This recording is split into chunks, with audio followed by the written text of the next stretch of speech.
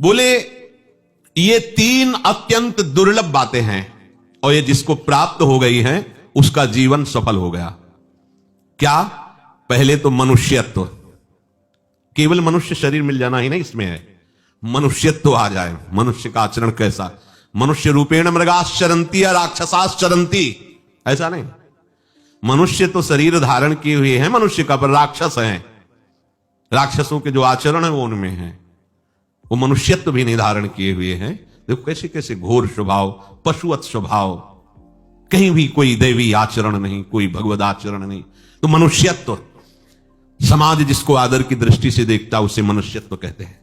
जो मनुष्य का आचरण होना चाहिए, खान पान, उठना बैठना, देखना सुनना, ये मनुष्य आचरण के अंतर्गत हो। साधु की बात नहीं कह रहे, मनुष्यत्व बड़ा दुर्लभ है। नहीं तो मनुष्य रूप में ही देख लो ना कैसे कैसे आचरण कर।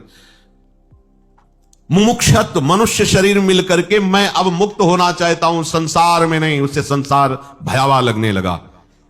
अब मैं मुक्त होना चाहता हूं इस शरीर से, इन दुखों से, इन द्वंद्वों से, इस प्रपंच में, संसार से जहां केवल छल ही कपट है, छल कपट के सिवा कुछ नहीं। जिसको देखो बस स्वार्थ में अंधा है, कोई यहां हमें प्यार करने वाला नहीं है। ये ज्ञान होता है अंदर, कोई नहीं। यहां सब माया का खेल चल रहा है, अविद्या, ये तो जादू का तमाशा है, स्वार्थ का नाटक चल रहा है, ये तो केवल इंद्रजाल है। अब मैं मुक्त होना चाहता हूं, एकदम व्याकुलता पैदा होती है, उसे मुमुक्षता कहते हैं। मुमुक्षता और फिर इसके बाद किसी महापुरुष का संग, ये तीन दुर्लभ बातें कोई विशेष कृपा पात्र को प्राप्त होती। दुर्लभम त्रयमेवै तद देवानुग्रह हेतुकम, परम देव प्रभु के अनुग्रह से ही ये प्राप्त होता है। मनुष्यत्वम, मुमुक्षत्वम, महापुरुष संश्रय, किसी महापुरुष के आश्रय में रहना। मनुष्यत्व आ जाना, फिर मुमुक्षता, मैं मुक्त होना चाहता हूं, और फिर किसी महापुरुष के आश्रय में रहना, उनके आश्रित रहना। लब्ध्वा कथंचिन्नर जन्म दुर्लभम तत्रापि पुंसत्वं श्रुति पारदर्शनम, यह स्वात्म मुक्तौ नयतेत मूढ़धी सारात्महा स्वं विनिहंत्य सद्गृहात्। जिसे मनुष्य जन्म मिल गया और जिसमें ऐसी ज्ञान प्राप्त करने की सामर्थ्य है कि वो भगवान को प्राप्त कर सकता है, वो समस्त द्वंद्वों से मुक्त हो सकता है। यदि वो ऐसा संग, महापुरुष का संग मिला, मनुष्यत्व मिला, मुमुक्षता भी जागृत करने की, और अगर अपना कल्याण नहीं कर पाया तो आत्महत्या करने वाले की दुर्गति को प्राप्त होता है। वो भगवान ने तो सब संयोग बना दिया, पर तुम अपने अहंकार के कारण आप इस जीवन में कल्याण के मार्ग पर स्थित नहीं हो पाए। तो जो न तरे भवसागर अस समाज नर पाए, स्वति निंदक मंदमति आत्मनन। ऐसे लोग क्या कहा करते हैं? सो परत दुख पावई श्री धुनि धुनि पछताए, काल ही कर्म ही ईश्वर ही मिथ्या। ईश्वर की ही ऐसी इच्छा थी, वो काल अनुकूल नहीं था, समय अनुकूल नहीं था। ईश्वर की इच्छा थी कि तुम्हारी दुर्गति हो। उसकी इच्छा अगर होती तो तुम्हें अन्य जीवों की तरह शरीरों में भेजता। मनुष्य शरीर क्यों बनाता? वो तो करुणा करके मनुष्य बनाया ही तुम्हारे कल्याण के लिए है। जो इस मनुष्य शरीर को पाकर इस जन्म में महापुरुषों का संग करके अपना उद्धार नहीं कर लेता, वो आत्महत्यारा है, आत्मघाती है। सारात्महा स्वं विनिहंत्य सद्गृहात्, वो आत्मघाती निश्चय अपने आप को नष्ट करके दुर्गति को पाता है। देखो भगवान की तरफ से कोई कमी नहीं है, उन्होंने अवसर दे दिया है। तभी ध्रुवदास जी कहते, बार बार तो बनत नहीं या संजोग अनूप, मानुष तन वृंदा विपिन रसिकन संग विविरूप। मनुष्य का शरीर वृंदावन धाम का आश्रय, रसिकों का संग और युगल सरकार की उपासना। बना लो, बात बढ़िया बन गई, आगे हो सकता है, पता नहीं कभी कल्प कल्पांतर में ऐसा अवसर मिले या ना मिले। इतः को न्वस्ति मूढ़ात्मा यस्तु स्वार्थे प्रमाद्यति, दुर्लभम मानुषम देहम प्राप्य तत्रापि पौरुषम। जो दुर्लभ मनुष्य देह को प्राप्त करके ऐसा पुरुषार्थ नहीं करता और स्वार्थ साधन में, भोगों में लगा रहता, वो बड़ा मूढ़ पुरुष होगा, बड़ा मूढ़ होगा। जो मनुष्य शरीर प्राप्त करके पुरुषार्थ के द्वारा वो भगवत मार्ग पे नहीं चलता, वो मूढ़ पुरुष होगा। वदन्तु शास्त्राणि यजन्तु देवान्, कुर्वन्तु कर्माणि भजन्तु देवता, आत्मैक्य बोधेन बिना विमुक्तिर न सिद्ध्यति ब्रह्म सतांतरेपि। चाहे तुम शास्त्रों को कंठस्थ करके उनकी व्याख्या करने लगो, आद्य गुरु बोल रहे हैं, चाहे बड़े बड़े देवताओं का तुम यजन और पूजन करो, बड़ी बड़ी यज्ञ करो, बड़े बड़े देवताओं का पूजन करो, खूब शुभ कर्म करो, देवताओं को खूब रिझा लो, पर जब तक तुम्हें अपने स्वरूप का बोध नहीं होगा तो 100 ब्रह्माओं के बीत जाने पर भी तुम्हारी मुक्ति होने वाली नहीं। बिल्कुल सत्य विषय है, इसमें कोई संशय नहीं। अगर आप वास्तविक इसी जन्म में भगवत प्राप्ति करना चाहते हो तो हमारे स्वरूप के भी आश्रयदाता प्रियालाल हैं, उनके हम अंश हैं, हमारे अंशी हैं। हमारा स्वरूप सहचरी है और सहचरियों के द्वारा जिनका सेवन होता है वह आराध्य देव श्यामा श्याम है। श्यामा श्याम की प्राप्ति तभी होगी जब देह भाव से ऊपर उठो और स्वरूप भाव में आओ। देह शुद्धि भूलने पर स्वरूप स्थिति आने पर ही श्यामा श्याम की समीपता। इसके बिना कह रहे हैं करोड़ों जन्म कर लो शुभ कर्म, तीर्थ यात्रा यज्ञ, खूब देवताओं का यजन शुभ कर्म, पर तुम्हें ब्रह्मा के 100, जैसे ब्रह्मा जी की आयु है 100 दिव्य वर्ष, ऐसे सैकड़ों ब्रह्मा निकल जाए और तुम ऐसी साधना करते रहो तो भी तुम्हारा कल्याण नहीं होगा। आदि गुरु भगवान संग यहां तो इसी जन्म की बात कह रहे हैं। सब अन्य आश्रय छोड़ो, केवल लाडली लाल के भरोसे हो जाओ और उन्हीं के लिए सारी चेष्टाएं करो, अभी काम बन जाएगा, अभी आनंद में मगन हो जाओगे।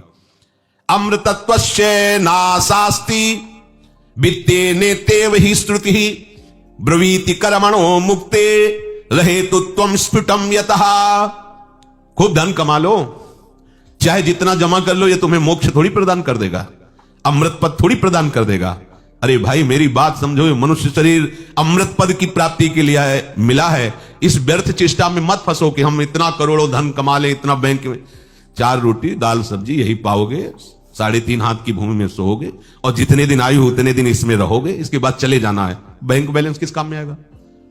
सारा का सारा जीवन उसमें बढ़ाते चले जा रहे हो, दिमाग में संख्या बढ़ती जा रही, किस काम में आएगा? वो बैंक में रखा हुआ है, मर जाओगे, चले जाओगे।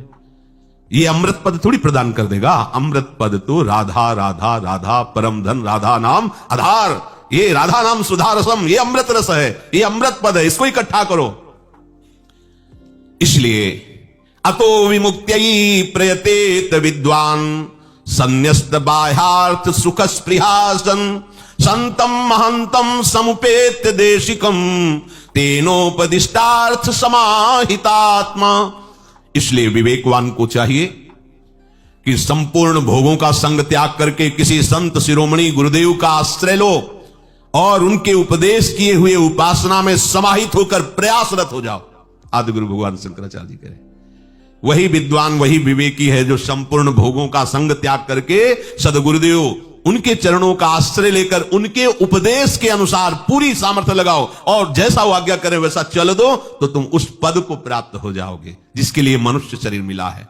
उद्धरेदात्मनात्मानम मग्नम संसार वारिधौ योगारूढ़त्वमासाद्य सम्यक दर्शन निष्ठया। क्योंकि तुम्हारा उद्धार केवल तुम्हारे ही प्रयत्न से होगा। समझिए, अब गुरु का कितना भी प्रयास हो, आप उनके आज्ञा के अनुसार नहीं चलेंगे, सब व्यर्थ हो गया ना। निरंतर सत्य वस्तु की प्राप्ति के लिए उपासना में आरूढ़ हुआ उपासक अपने आत्मा का उद्धार स्वयं करता है। गुरु उपदेश करता है, गुरु मार्ग बताता है, पर चलना तो आपको पड़ेगा। अगर आप ना चले तो सब व्यर्थ हो गया ना। शरणागत मंत्र, निज मंत्र और सब उपदेश सब माटी में मिल गया। क्यों? क्योंकि आपको चलना नहीं, आपको जपना नहीं, आपको मानना नहीं। तो इसीलिए कह रहे हैं आपके द्वारा आपका कल्याण होगा।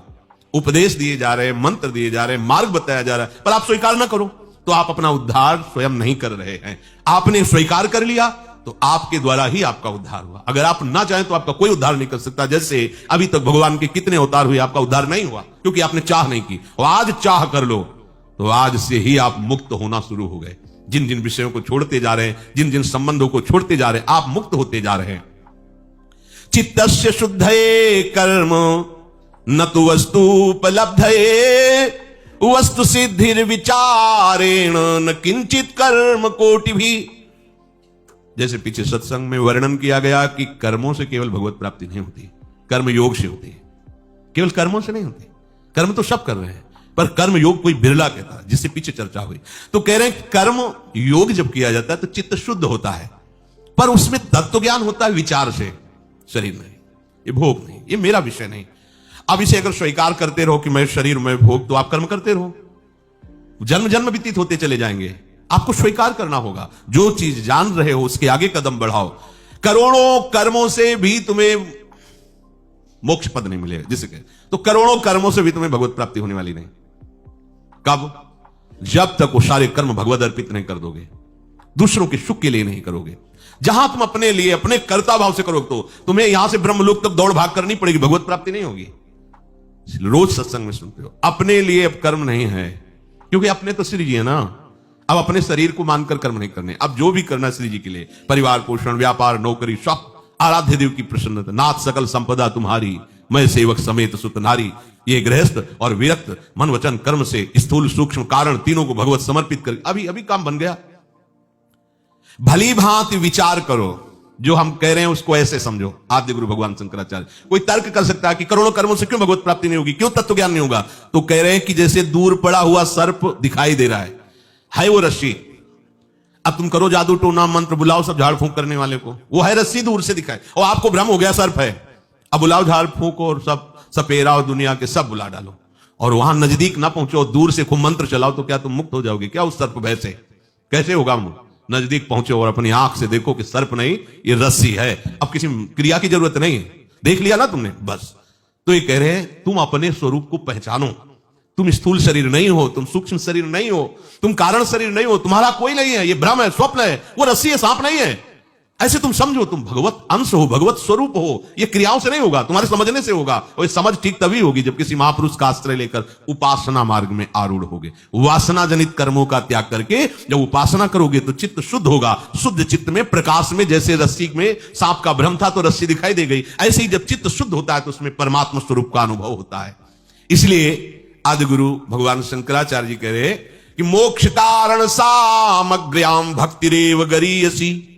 अद्वैत सिद्धांत के आचार्य है, पर कह रहे मोक्ष प्राप्ति के लिए सबसे श्रेष्ठ भक्ति है। मोक्ष कारण सामग्र्याम भक्तिरेव गरीयसी। मैं प्रभु का हूं, प्रभु मेरे हैं। आप जो कुछ मेरे पास सब प्रभु का है। जो भी चेष्टा होगी मेरे आराध्य देव की प्रसन्नता के लिए होगी। अब आपको यह अटकल नहीं लगानी पड़ेगी कि मैं शरीर नहीं हूं, रुचि ही नहीं रह जाएगी। धीरे धीरे ये तुम्हें ऐसे नजर आने लगेगा जैसे एक नवीन बढ़िया कीमती कपड़ा तुम्हारा टंगा हो पहनने के लिए, तो उस पुराने कपड़े का महत्व क्या रह जाता है? एक सेकंड में उतार के फेंकने का मन होगा, क्योंकि वो बहुत कीमती और अच्छा कपड़ा है। तो हमें सहचरी स्वरूप दिखाई दे रहा है कि वो मिलेगा। ये पांच भौतिक मलमूत्र से भरा हुआ है, इसको त्यागने में कितने सेकंड लगेंगे? पर वो आपको अनुभव में आए तब ना, नहीं तो नया मिला ले पुराना उतार देंगे तो भय लगेगा ना। बस ऐसी हालत है।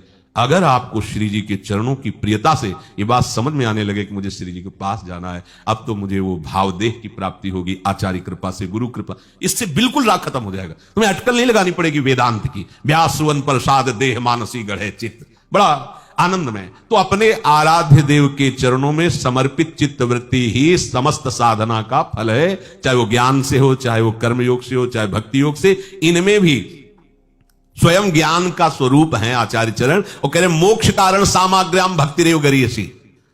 मोक्ष सामग्री में सबसे श्रेष्ठ, गरीयसी माने श्रेष्ठ, ये भक्ति है। भगवत कृपा से अपने को वही मार्ग मिला है। और भक्ति भी कैसी, वृंदावन प्रेम रस की, उसमें श्री लाडली जी के चरणान अमोघ अमोघ है। बस अपने मन बुद्धि चित्त को एकाग्र करके अपनी उपासना में समर्पित कर दो, यही जीवन का परम लाभ। शेष चर्चा।